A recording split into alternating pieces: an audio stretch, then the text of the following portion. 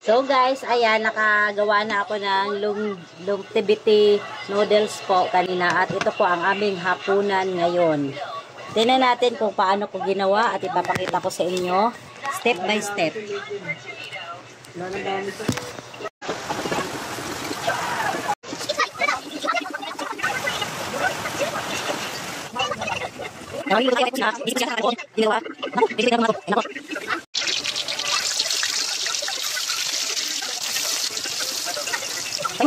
Guys, luto na, nasunog pa.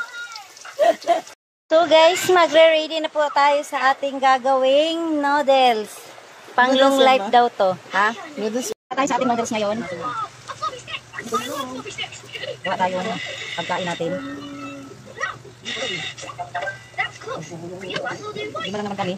Kaya kailangan natin natin. Saglit lang yun, kung namin kailangan.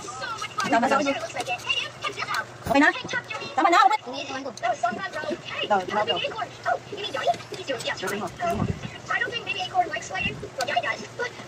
Tama na. Okay na, pag-gulay eh.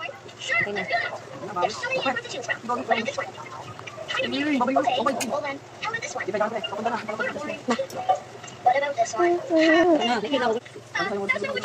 Welcome to me,